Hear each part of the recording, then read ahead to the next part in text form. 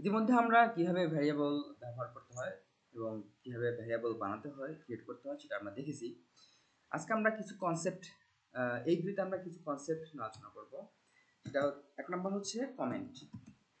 তো কোডের ভিতরে কমেন্ট ব্যাপারটা হচ্ছে আপনি কোডে যে ধরনের ইনস্ট্রাকশনগুলো দিবেন কম্পিউটার সেই ইনস্ট্রাকশন মোতাবেক কাজ করবে।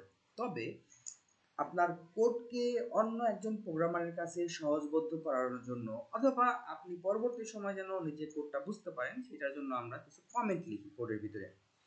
সেই কমেন্টগুলো আসলে কি? সেই কমেন্টগুলো কোডের কোনো স্পেসিফিক অংশ না, অর্থাৎ সেই লাইন অফ কোডগুলা কম্পিউটার এক্সিকিউট করবে না, বরং সেটা শুধুমাত্র আপনার বোঝানোর জন্য সেখানে যে কোনো ধরনের নোট লেখা থাকতে পারে।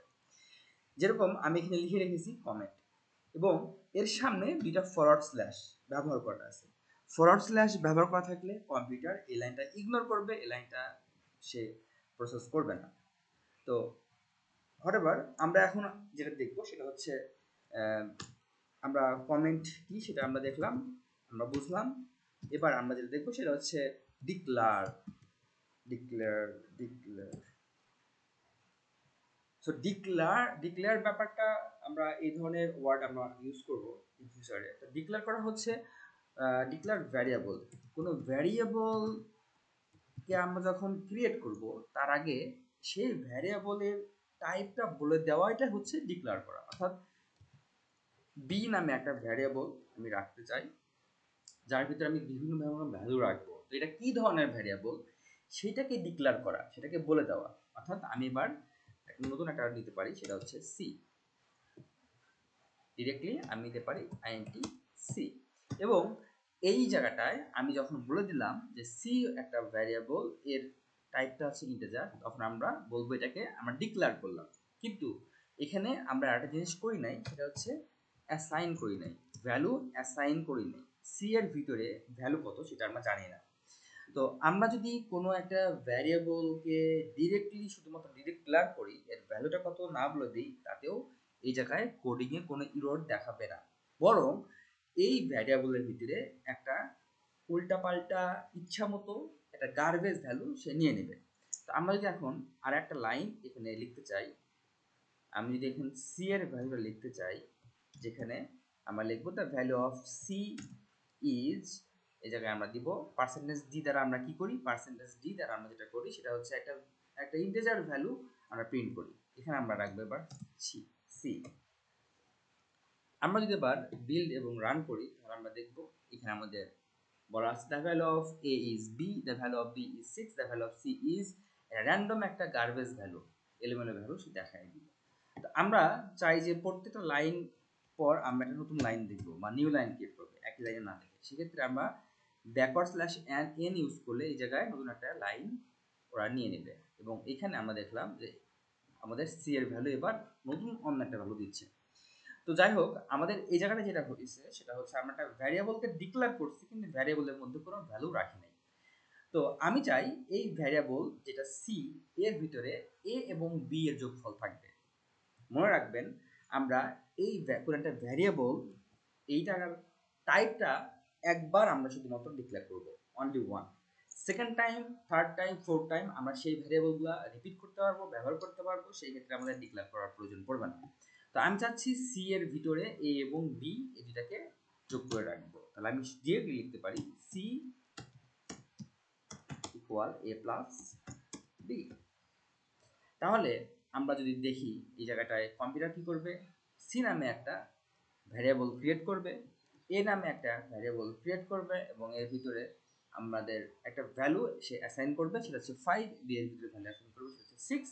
এবার সি এর ভিতরে এ এবং বি সে নিজে অটোমেটিক্যালি যোগ করবে, করে সেটা সি এর ভিতরে রাখবে এবং পরে সে কি করবে, পরের লাইনে এসে সে এটাকে প্রিন্ট করবে, পরে বি প্রিন্ট করবে, তারপরে সি এর ভ্যালুটা এখানে প্রিন্ট করে দেবে।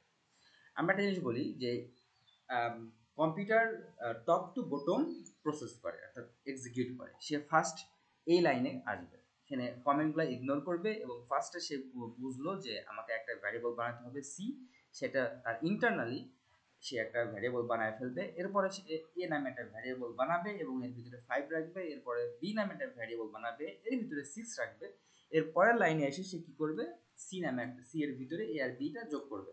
এরপরে সে এইখানে এই লাইনটা এক্সিকিউট করবে, তারপরে এই লাইনটা এক্সিকিউট করবে, তার মানে এক লাইন করে সে এক্সিকিউট করবে। তবে এই জায়গাটায় আউটপুট দেখানোর সময় সবগুলা একসাথে দেখাবে। যেটা আমরা যদি রান করি তাহলে আমাদের এখানে চলে আসবে এর ভ্যালু 5, বি এর ভ্যালু 6, সি এর ভ্যালু হচ্ছে 11, অর্থাৎ দুইটাকে যোগ করে ফেলছে অলরেডি। আমি যদি সি ইকুয়াল এ প্লাস বি এই লাইনটা এখান থেকে সরিয়ে এই নিচের দিকে দেই, তাহলে আমরা যেটা দেখব যে আউটপুটটা পাবো সেটা হচ্ছে এ এর ভ্যালু 5, বি এর ভ্যালু 6, সি এর ভ্যালু একটা র্যান্ডম। তার কারণটা হচ্ছে আমি তখন বলেছি যে প্রোগ্রামগুলা টপ টু বটম অ্যাপ্রোচে হয়। সে সি নামে একটা ভ্যারিয়েবল নিছে, যেহেতু আমি কোনো ভ্যালু বলে দিই নাই, সে একটা র্যান্ডম ভ্যালু নিয়ে নিয়েছে। এর ভিতরে একটা ভ্যালু আছে, বি এর ভিতরে একটা ভ্যালু আছে। এরপর কি করলো, সে এটাকে ভ্যালু, এর ভ্যালু প্রিন্ট করে দেখালো, বি এর ভ্যালু প্রিন্ট করে দেখালো, সি এর ভ্যালু কিন্তু সে প্রিন্ট করে দেখাবে। কিন্তু সি এর ভিতরে কোনো ভ্যালু আমি দেই নাই, যার কারণে সেটা র্যান্ডম দেখাইছে। এবং এর পরবর্তীতে সে কি কিন্তু সি এর ভিতরে এ আর বিটাকে যোগ করে রাখছে, অর্থাৎ এই লাইনটা সবার শেষে থাকার কারণে যোগটা সবার শেষে হয়ে গেছে, কিন্তু যোগ হওয়ার পরে আমরা কোনো নতুন এর ভ্যালুটা আমরা শো করি নাই। এটাকে আমরা আরো একটু ভালো মতো বোঝার জন্য আমরা চাইলে এই জায়গাটায় আমরা বলতে পারি the sum of a and b, the sum of a and b is c. আমরা বলতে পারি এবং বি এর সাম আমরা সি এর ভিতরে রাখছি, এটার ভ্যালু হচ্ছে এ প্লাস বি। এখন আমরা যদি আউটপুটে আসি তাহলে দেখবো যে প্রথমে কিন্তু সে এ এর ভ্যালু 5 দেখাইছে, এরপরে সে 6, এরপরে সি এর ভ্যালু তখন দেখাইছে একটা র্যান্ডম, এবং র্যান্ডম দেখানোর পরে যোগ করা হয়েছে, যোগের পরে সে কি করছে, সি এর ভ্যালুটা যোগ করে দেখাইছে। একইভাবে আমরা চাইলে কিন্তু শুধুমাত্র বিয়োগ করার জন্য এখানে প্লাসের জায়গায় মাইনাস করতে পারি। আমরা যদি লিখি 15, এর ভ্যালু 15, এবং সেক্ষেত্রে আমরা বি এর ভ্যালু যদি 5 দেই এবং এই জায়গায় সি ইকুয়াল এ মাইনাস দেই, এ মাইনাস বি দেই, তাহলে সে অটোমেটিক্যালি কম্পিউটার বুঝবে যে আমাকে এখানে বিয়োগ করতে বলছে। তো আমি যদি এবার রান করি আমাদের দেখাবে এর ভ্যালু 15, বি এর ভ্যালু 5 এবং সি এর ভ্যালু 10, অর্থাৎ সে এখান থেকে সাবস্ট্রাক্ট করছে। তো একইভাবে আমরা চাইলে কিন্তু এখানে এটাকে আমি পিছনে দিতে পারি, সমস্যা নাই। একইভাবে আমরা চাইলে এই জায়গাটায়